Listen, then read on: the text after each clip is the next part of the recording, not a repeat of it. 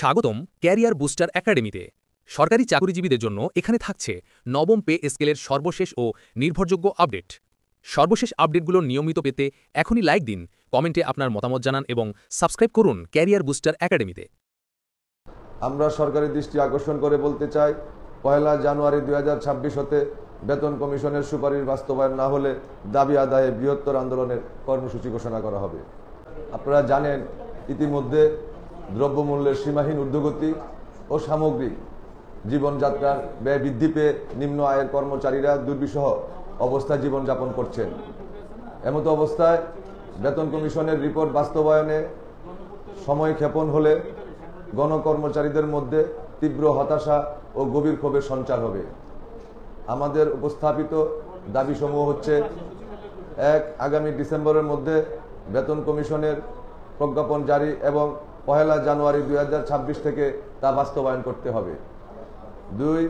Time scale selection grade, শতভাগ pension প্রথা পুনর্বহাল সহ প্রশাসনিক ও আর্থিক বৈষম্য দূরীকরণে সচিবালয়ের মতো এক ও অভিন্ন নিয়োগ বিধি প্রণয়ন কল্পে জাতীয় সার্ভিস কমিশন গঠন করতে হবে।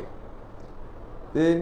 ওয়ার্কার্স কন্টিনজেন্ট পেড, দৈনিক মজুরি ভিত্তিতে নিয়োগকৃত সকল অস্থায়ী কর্মচারীদের নিয়মিতকরণ, ন্যায্য মূল্যে মানসম্মত রেশন প্রদান করতে হবে। 4. আউটসোর্সিং নিয়োগ প্রথা বাতিল পূর্বক শূন্য পদে রাজস্ব খাতে নিয়োগ দিতে হবে এবং বিদ্যমান ব্লক পোস্ট সমূহে পদোন্নতির ব্যবস্থা করতে হবে। 5. ILO কনভেনশনের 87 ও 98 ধারা মোতাবেক সকল দপ্তরের কর্মচারীদের ট্রেড ইউনিয়ন অধিকার দিতে হবে।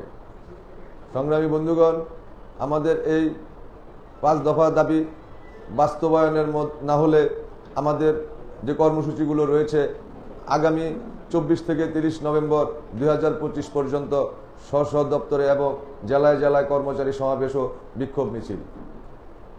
আগামী ডিসেম্বর প্রথম সপ্তাহে মাননীয় প্রধান উপদেষ্টা এবং অর্থ উপদেষ্টার বরাবরে দাবি পূরণের আলটিমেটাম দিয়ে স্মারকলিপি প্রদান। আমরা সরকারি দৃষ্টি আকর্ষণ করে বলতে চাই, 1 জানুয়ারি 2026 হতে বেতন কমিশনের সুপারিশ বাস্তবায়ন না হলে দাবি আদায়ে বৃহত্তর আন্দোলনের কর্মসূচি ঘোষণা করা হবে।